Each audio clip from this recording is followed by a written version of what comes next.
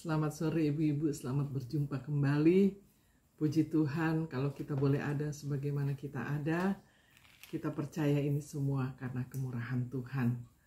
Apa kabar ibu-ibu? Sehat semuanya ya, puji Tuhan. Baik, sebelum itu mari kita sama-sama mempersiapkan hati kita untuk kita diberkati oleh firman Tuhan. Namun sebelum itu mari kita angkat itu pujian. Kami memuji kebesaran-Mu,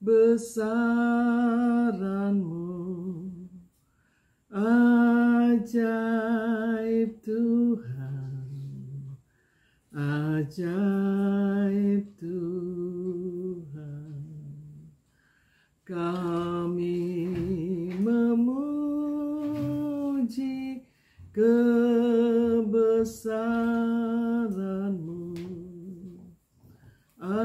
ajaib Tuhan, ajaib Tuhan.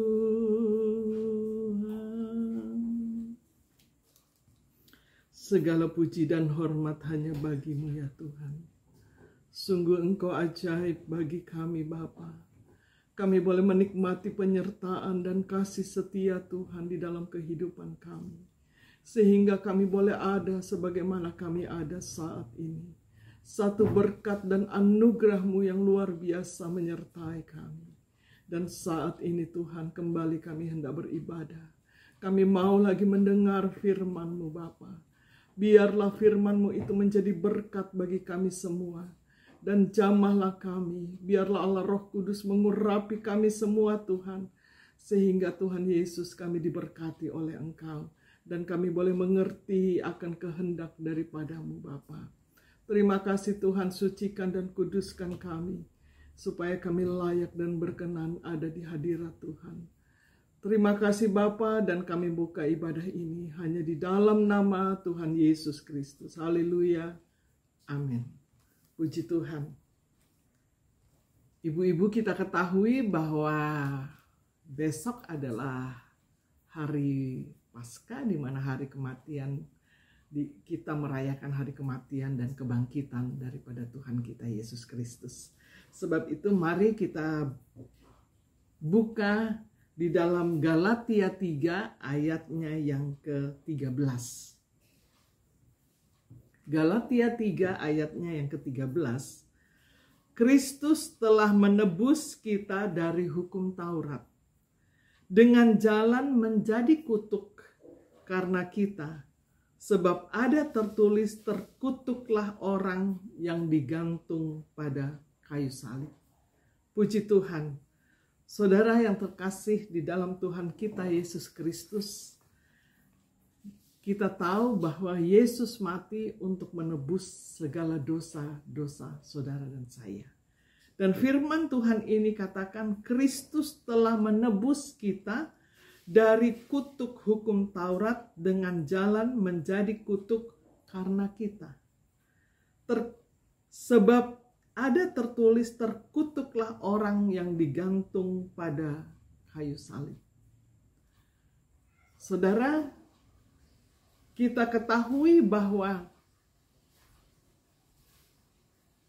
kutuk atau dosa daripada manusia tidak dapat dibebaskan begitu saja.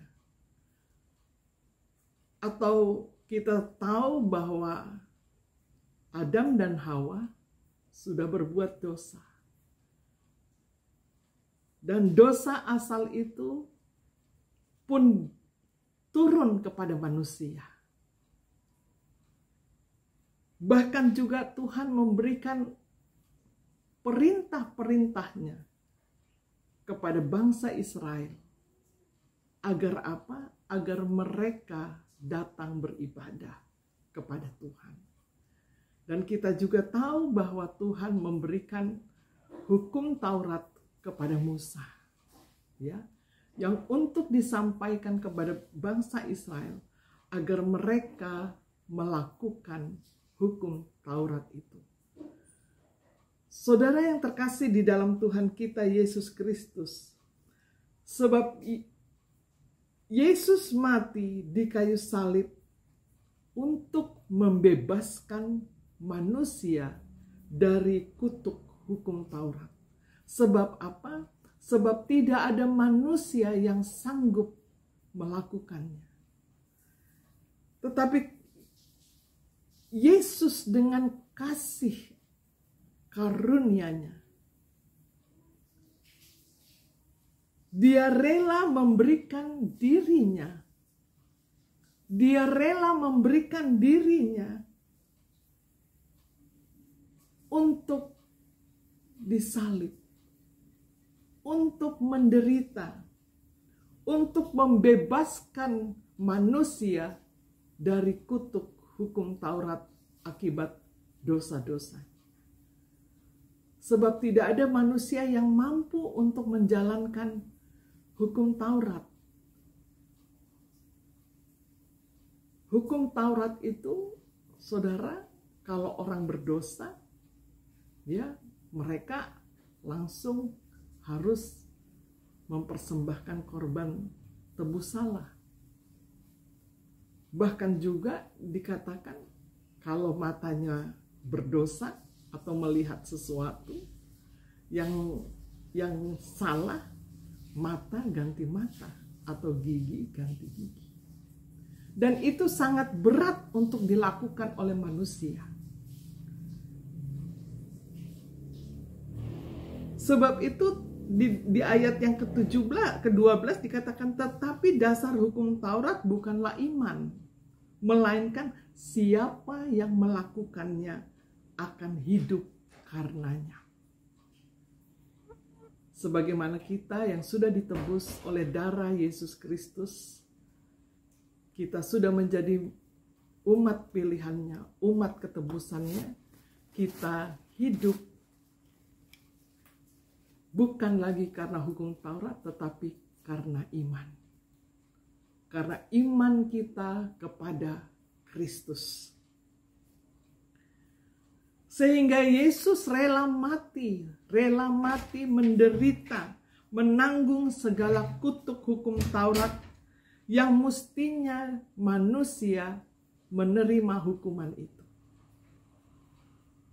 Tetapi karena kasih karunia-Nya, karena kasih anugerah-Nya, Dia rela mengorbankan dirinya untuk menebus segala dosa-dosa saudara dan saya. Dia rela menderita, saudara.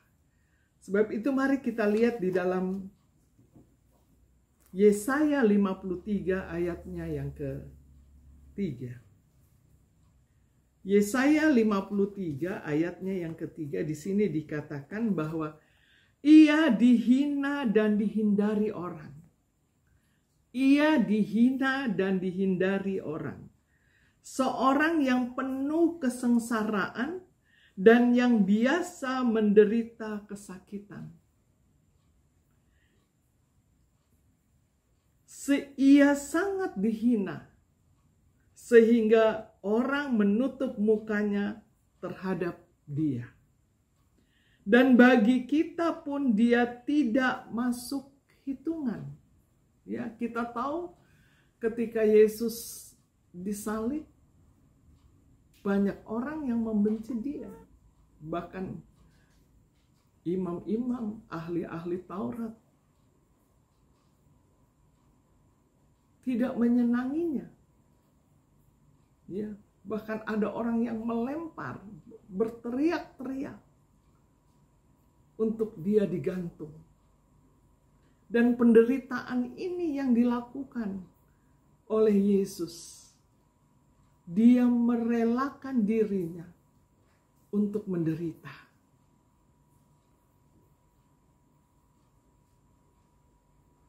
Sehingga saudara, kalau kita pelajari di sini, bagaimana beratnya penderitaan itu.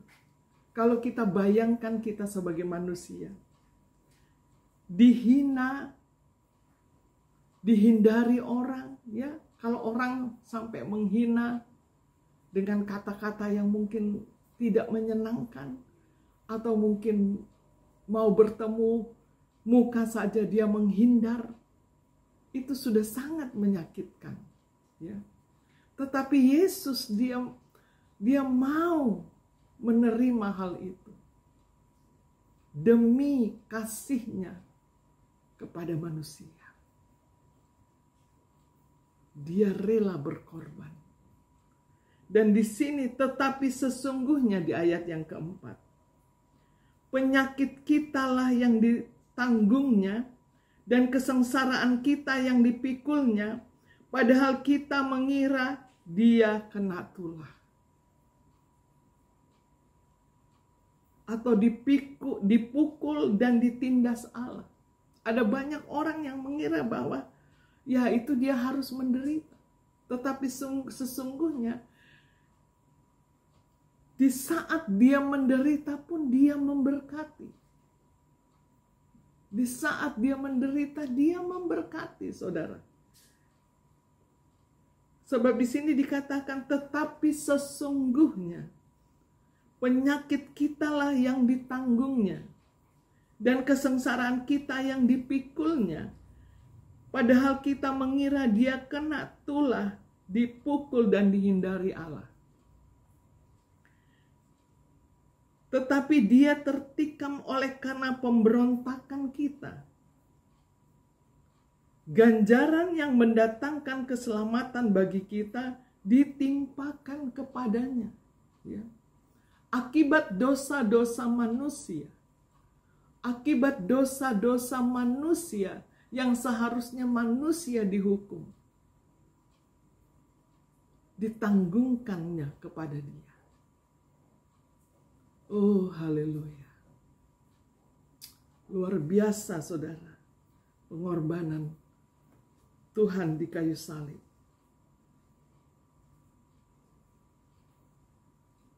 Ganjaran yang mendatangkan keselamatan bagi kita ditimpakan kepadanya, dan oleh bilur-bilurnya kita menjadi sembuh. Di saat penderitaannya, dia menyadari dia harus melakukan ini untuk membebaskan manusia dari kutuk dosa. Dan di saat penderitaannya ini dia pun memberkati. Dikatakan, tetapi dia tertikam oleh karena pemberontakan kita. Dia diremukkan oleh karena kejahatan kita. Dan oleh bilur-bilurnya kita menjadi sembuh. Oleh bilur-bilur Kristus kita menjadi sembuh. Jadi saudara, kematian Yesus di kayu salib untuk membebaskan manusia dari kutuk dosa yang seharusnya ditanggung oleh kita, oleh manusia. Tetapi Tuhan menggantikan semuanya itu karena kasih-Nya. Bahkan di atas penderitaannya dikatakan dengan bilur-bilurnya kita menjadi sembuh. Ada berkat yang luar biasa. Sebab itu kita percaya bahwa Tuhan yang kita sembah adalah Tuhan yang hidup. Tuhan yang tidak membiarkan saudara berbuat dosa. Sebab itu kita yang sudah dimerdekakan dari dosa, hendaklah kita hidup kudus, hidup taat terus, hidup mengasihi sebagaimana Kristus mengasihi saudara dan saya. Puji Tuhan. Yang kedua, Yesus mati di kayu salib untuk memberikan jalan pemulihan hubungan Allah dengan manusia dan manusia dengan sesamanya. Mari kita buka di dalam Efesus 2 ayatnya yang ke-13.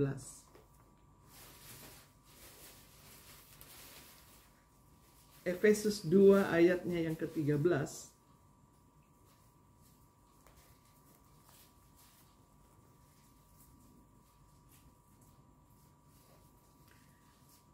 Tetapi sekarang di dalam Kristus Yesus, kamu yang dahulu jauh sudah menjadi dekat oleh darah Kristus. Firman Tuhan ini katakan yang dahulunya kita jauh sudah menjadi dekat oleh karena darah Kristus. Oleh karena pengorbanan Tuhan di kayu salib. Kita yang dahulunya jauh sudah menjadi dekat. Dikatakan bahwa waktu itu kamu tanpa Kristus tidak termasuk kewargaan Israel dan tidak mendapat bagian dalam ketentuan-ketentuan yang dijanjikan tanpa pengharapan dan tanpa Allah di dalam dunia. Jadi saudara, sebelum kita percaya kepada Tuhan, tidak ada pengharapan. Ya. Tetapi ketika kita percaya kepada Kristus Yesus, di sini dikatakan kita sudah menjadi dekat. Artinya kita sudah memiliki pengharapan, yaitu pengharapan yang ada bersama-sama dengan Tuhan. Yang mendapatkan bagian di dalam ketentuan-ketentuan yang dijanjikan, yaitu keselamatan di dalam Yesus Kristus, yaitu hidup kekal bersama-sama dengan Dia. Ini satu berkat yang luar biasa. Ya. Jika kita tidak mengenal Tuhan, jika kita tidak percaya kepada Tuhan, di sini tidak dikatakan bahwa kita tidak memiliki pengharapan, yaitu pengharapan hidup kekal bersama dengan Tuhan. Ya. Di luar Kristus tidak ada keselamatan. Jadi kita mengucap syukur kepada Tuhan bahwa pengorbanan Yesus di kayu salib itu untuk menebus kita dari kutub dosa hukum Taurat, yang mana Dia rela untuk menerima hal itu di dalam dirinya.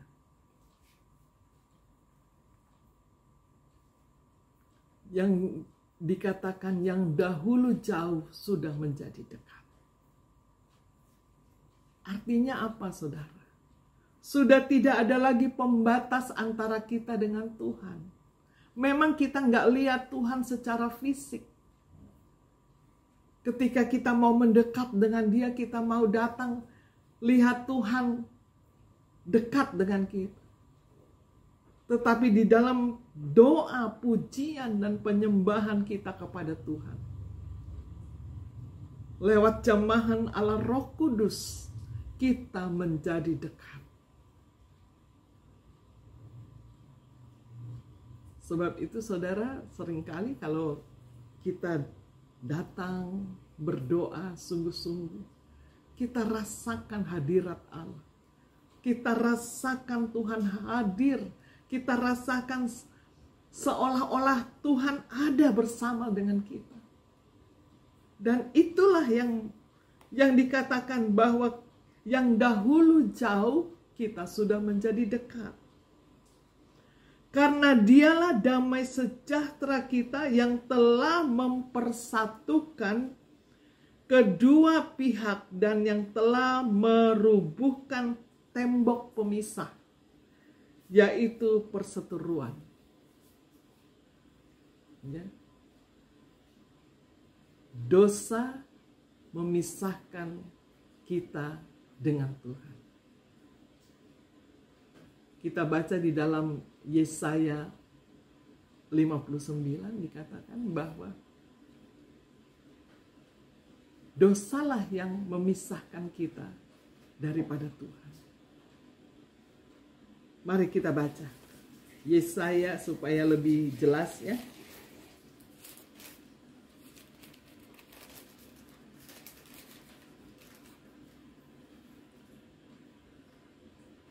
59, Yesaya 59 ayatnya yang ke-1, sesungguhnya tangan Tuhan tidak kurang panjang untuk menyelamatkan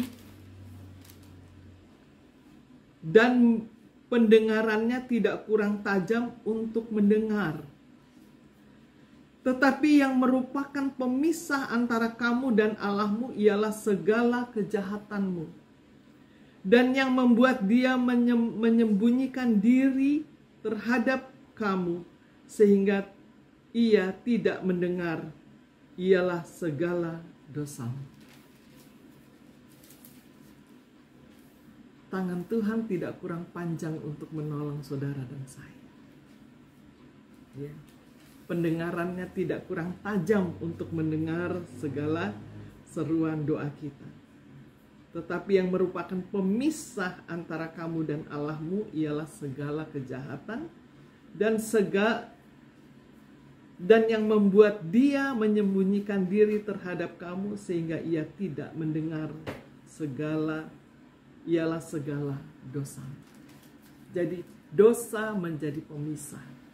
Tetapi karena kasih Allah terhadap saudara dan saya, dia rela mati di kayu salib untuk menebus segala dosa kita. Sehingga dia rela menjadi kutuk hukum Taurat. Akibat yang mestinya manusia tanggung. Karena manusia tidak dapat melakukan itu. Dan Tuhan rela menerima kutuk dosa hukum Taurat sehingga dia rela mati di kayu salib. Saudara, kalau kita bayangkan bahwa kita ada di posisi Tuhan Yesus, betapa beratnya penderitaan itu. Ya, tidak ada satu manusia di dunia ini yang mampu bahkan mau mengorbankan dirinya untuk menebus dosa orang lain. Tidak mampu, saudara. Dan itu sangat berat. Tetapi Yesus mau karena dia mengasihi saudara dan saya. Puji Tuhan. Kita lihat lagi di dalam yang ketiga. Ya. Yesus mati di kayu salib untuk menggenapkan hukum nubuatan para nabi. Yesaya 50 ayatnya yang ke-6.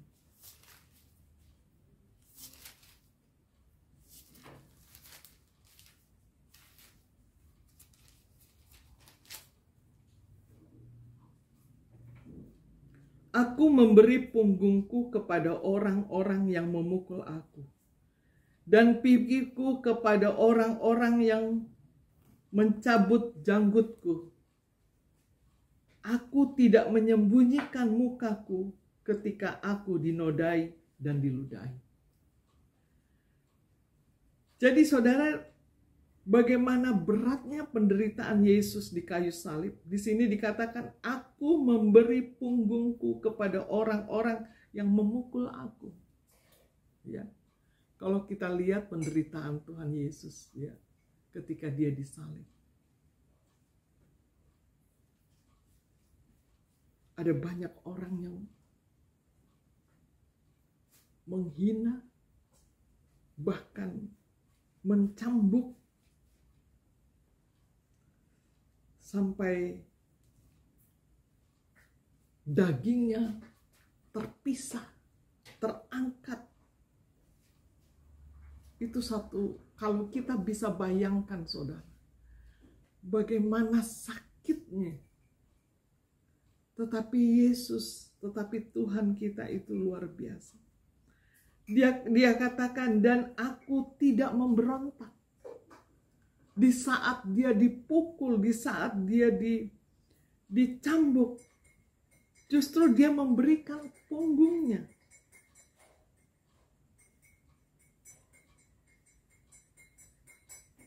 Bahkan dia katakan dia tidak berpaling ke belakang, yang artinya dia diam saja. Dia menerima apa yang dilakukan oleh orang-orang yang membuatnya dia terhina. Bahkan di ayat yang ke-6, aku memberi punggungku kepada orang-orang yang memukul aku, dan pipiku kepada orang-orang yang mencabut janggutku.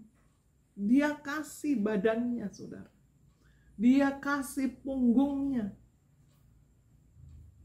Mungkin kalau manusia, ya, bisa berontak dan mungkin coba untuk lari. Tetapi Tuhan, dia beri punggung.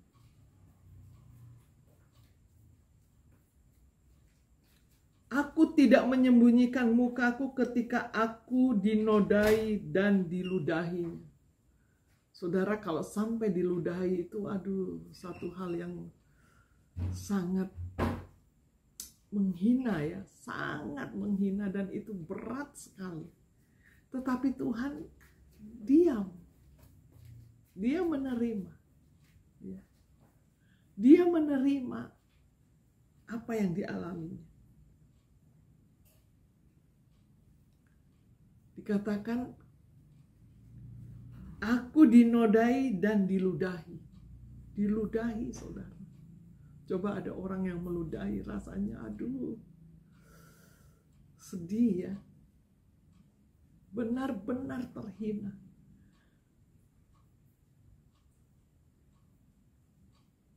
Tetapi inilah yang dikerjakan oleh Yesus. Inilah yang dirasakan oleh Tuhan. Dan nubuatan ini sudah disampaikan oleh nabi-nabi. Dan Tuhan Yesus sudah menggenapinya. Ya, dia mati di kayu salib. Kita lihat di dalam Lukas 9 ayatnya yang ke-22. Lukas 9 ayatnya yang ke-22.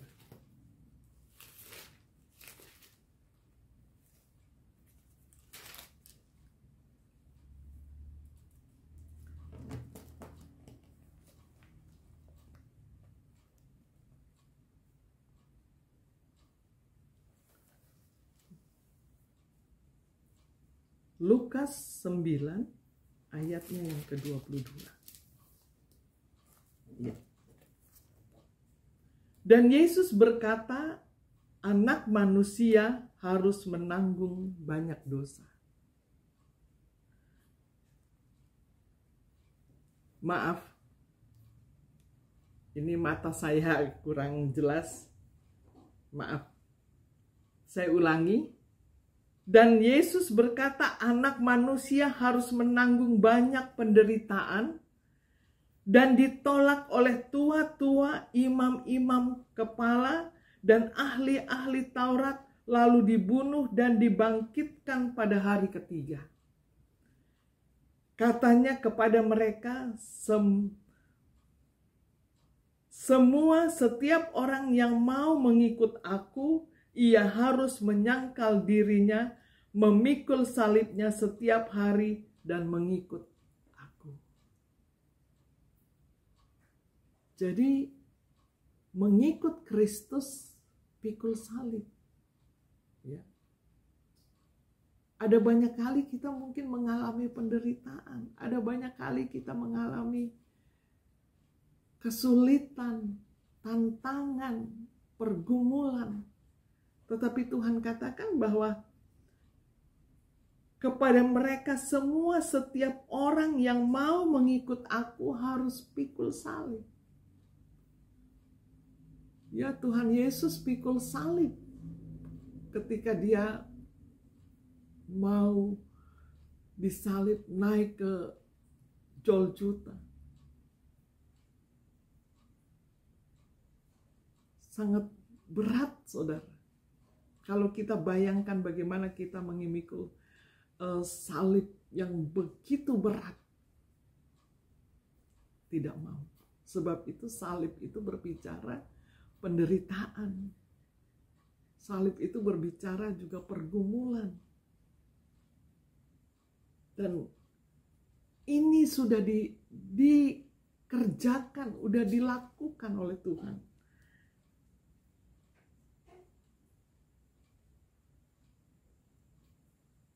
Karena kasih-Nya kepada saudara dan saya.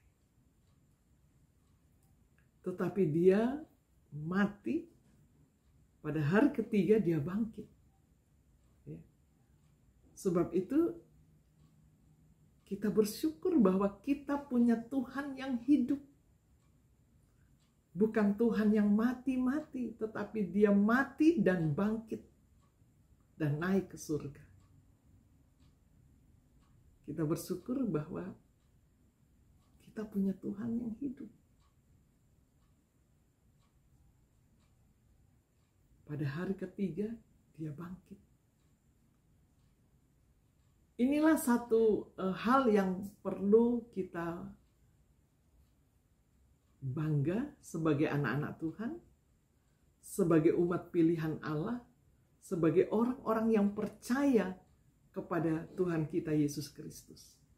Karena ada satu jaminan yang diberikan oleh Tuhan. Ya.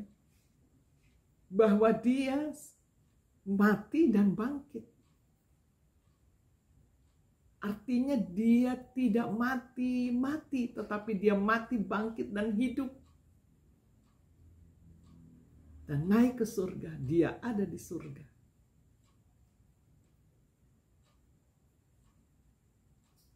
Dan inilah yang menjadi tujuan Tuhan terhadap iman saudara dan saya. Percaya kepada Tuhan kita Yesus Kristus, ada keselamatan. Ada jaminan hidup kekal bersama-sama dengan Dia. Puji Tuhan. Yang ketiga, Yesus mati di kayu salib. Dia tergantung antara bumi dan langit. Di dalam Bilangan 21 ayatnya yang ke-9. Kita lihat di sana. Bilangan 21.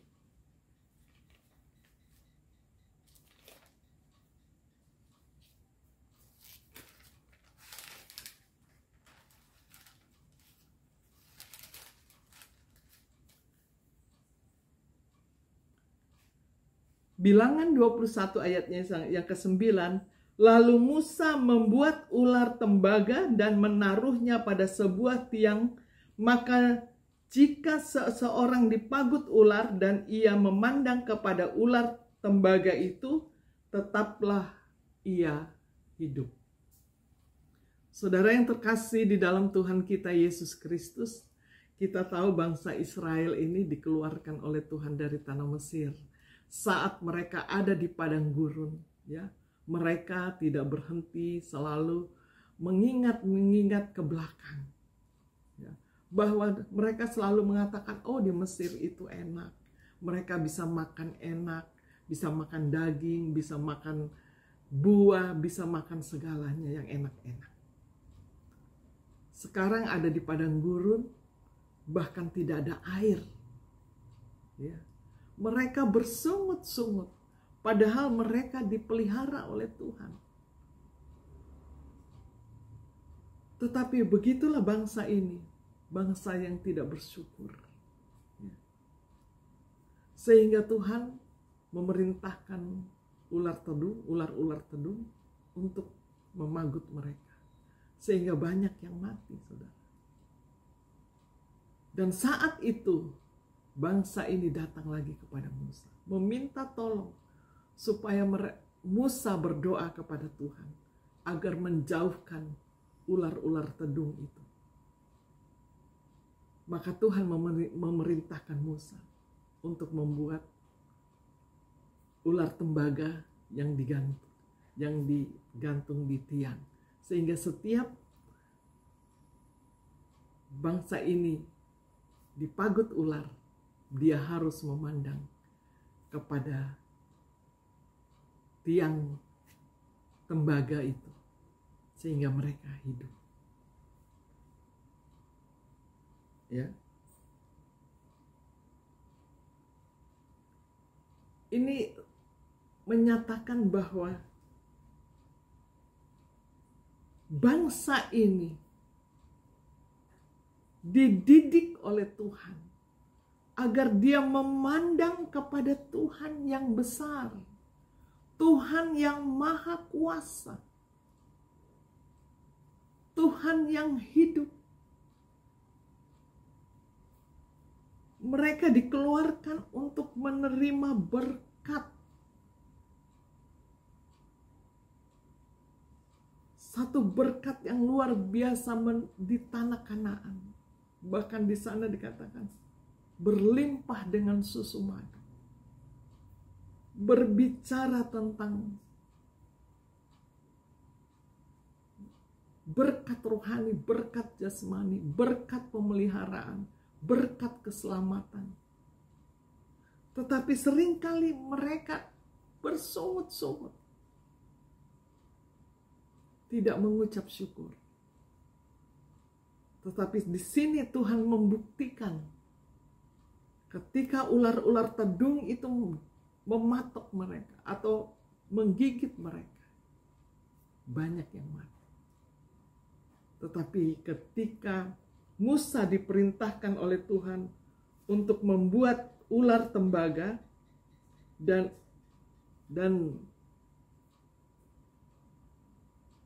siapa yang dipagut oleh ular itu dan ia memandang kepada ular tembaga itu, tetaplah ia hidup. Jadi inilah yang harus kita pun menyadari bahwa kita punya Tuhan yang hidup. Apapun yang kita alami di dunia ini, bahwa keselamatan kekal itu luar biasa. Memang banyak hal, banyak penderitaan yang kita alami. Tetapi Tuhan sudah berkorban di kayu salib. Dia tergantung, darahnya tercurah, tubuhnya hancur karena kasihnya yang besar itu. Sehingga di dalam Yohanes 3 ayatnya yang ke-14, mari kita lihat di sana.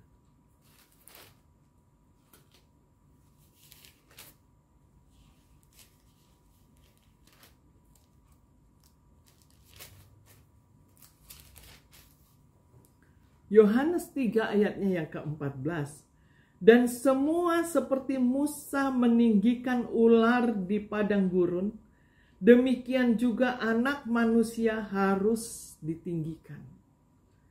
Supaya setiap orang yang percaya kepadanya beroleh hidup yang kekal.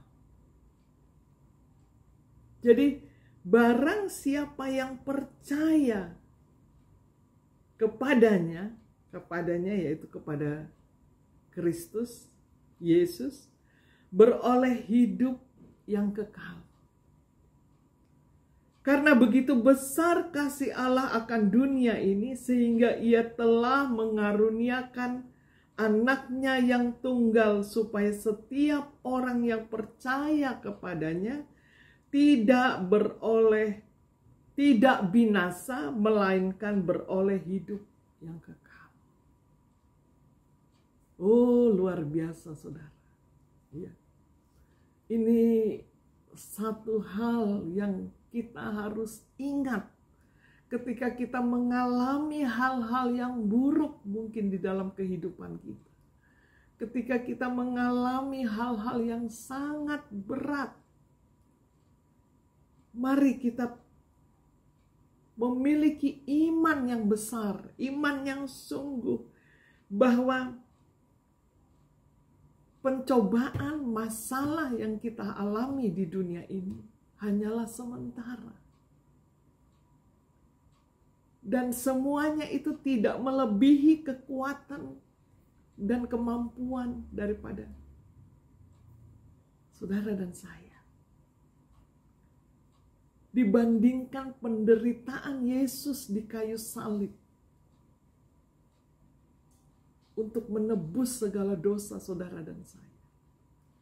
Ada satu berkat yang tidak dapat diberikan oleh manusia, yang tidak dapat diberikan oleh dunia ini, selain di dalam Tuhan kita Yesus Kristus.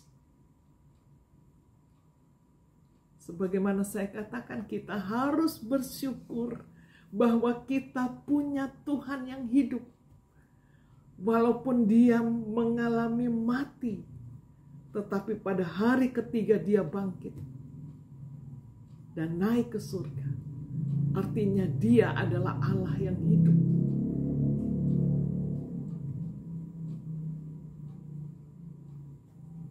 Supaya setiap orang yang percaya kepadanya beroleh hidup yang kekal. Jadi inilah goal ya, inilah tujuan akhir daripada hidup saudara dan saya.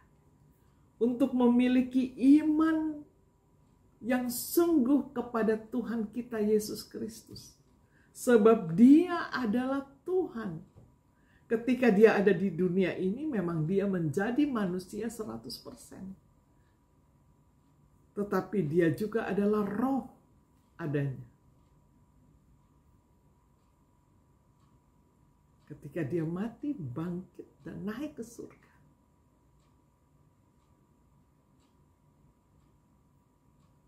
Memberikan jaminan buat saudara dan saya. Supaya setiap orang yang percaya kepadanya beroleh hidup yang kekal. Jadi kita harus bangga kalau kita boleh menjadi anak-anak Tuhan.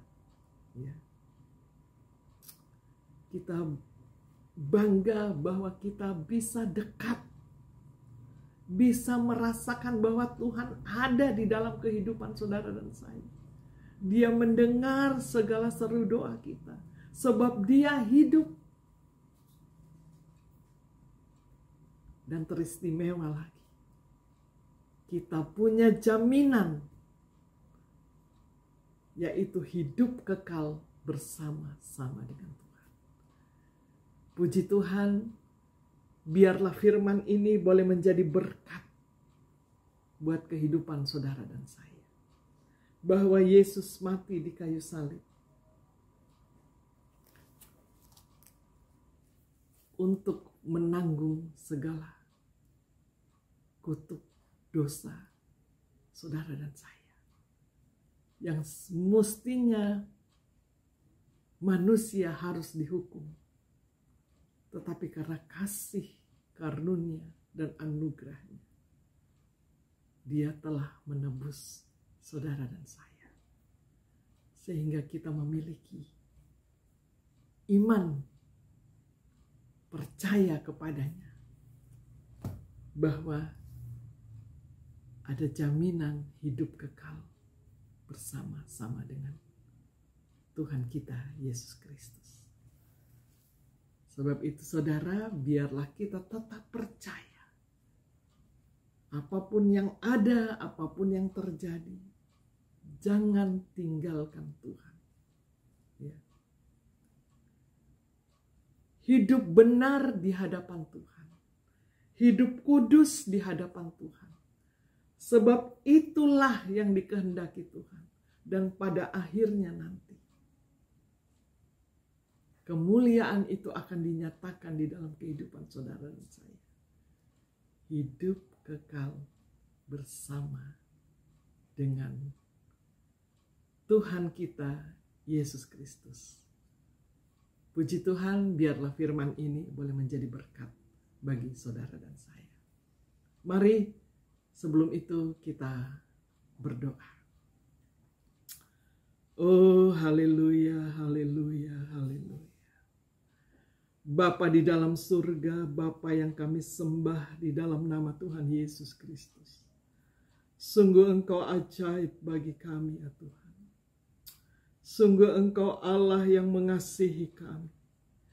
Engkau yang sudah rela mati di kayu salib untuk menebus segala dosa kami. Engkau yang sudah menanggung kutuk hukum Taurat Tuhan.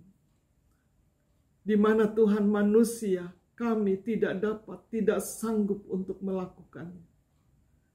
Tetapi karena kasih-Mu yang besar itu Bapa, Engkau rela menderita. Engkau rela Tuhan Yesus menebus kami umat manusia dari segala dosa kami. Sebab itu terima kasih Tuhan. Kami tidak dapat membalas akan segala kebaikan-Mu. Selain kami bawa hidup ini di dalam tangan Tuhan. Agar hidup kami ini selalu hidup berkenan di hadirat Allah. Biarlah kasih Allah itu selalu ada juga di dalam kehidupan kami anak-anak-Mu Bapa. Sebab itulah yang Engkau ajarkan di dalam kehidupan kami. Di mana Engkau sudah menjadi teladan bagi kami ya Tuhan. Dan Engkau pun mengingini agar kami hidup sesuai dengan kebenaran firman. Dan biarlah iman kami tetap teguh di dalam Engkau Tuhan. Bahwa Engkau Allah yang mengasihi kami. Kasih-Mu begitu besar di dalam hidup kami Tuhan. Dan biarlah sepanjang Engkau izinkan kami anak-anak-Mu hidup di dunia ini. Kami hidup di dalam kasih-Mu. Kami hidup di dalam kasih Allah. Hidup di dalam kebenaran-Mu Tuhan. Agar kami memperoleh apa yang Engkau janjikan. Sebagaimana Tuhan janji-Mu bagi kami. Hidup kekal bersama-sama dengan Engkau. Keselamatan yang besar itu sudah menjadi milik kami. Karena pengorbanan-Mu di kayu salib. Terpujilah Engkau Bapa. Kami mengucap syukur kepadamu. Saat ini juga Tuhan, kami berdoa kepadamu Bapa. Biarlah Tuhan Engkau ampuni segala dosa dan kesalahan kami. Sebagai manusia kami jauh dari sempurna. Tetapi firman-Mu mengajar kami Tuhan. Agar kami hidup semakin hari semakin hidup di dalam kesempurnaan. Dan firman-Mu lah yang mengajar kami. Untuk kami terus hidup di dalam kebenaran. Terpujilah Engkau Bapa. Kami juga berdoa Tuhan buat Bapak dan Ibu Gembala kami. Di dalam usianya yang sudah lanjut Tuhan. Bersama dengan anak cucu mantu melayani Engkau. Mengembalakan domba-domba yang ada. Mari Bapa Engkau memberkati. Biar kasih Allah tercurah di dalam kehidupan mereka semua. Damai sejahtera dan sukacita Allah. Senantiasa Engkau limpahkan di dalam kehidupan keluarga Bapak Ibu Gembala bersama dengan anak cucu mantu dan seisi pastori. Bahkan juga sidang jemaat-Mu di Polonia Engkau berkati. Yang sakit Engkau sembuhkan, yang di dalam berbagai masalah Engkau buka jalan. Bahkan hamba-hamba Tuhan dimanapun mereka berada. Di ladang-ladang pelayanan mereka Tuhan, mari Engkau memberkati. Agar banyak jiwa-jiwa boleh datang kepadamu. Nama-Mu dipuji dan dipermuliakan. Terima kasih Tuhan Yesus. Kami bersyukur kepadamu. Dan kami percaya Tuhan. Engkau selalu ada bersama dengan kami. Di dalam nama Tuhan Yesus Kristus. Kami tutup ibadah ini. Haleluya. Amin. Puji Tuhan. Tuhan memberkati.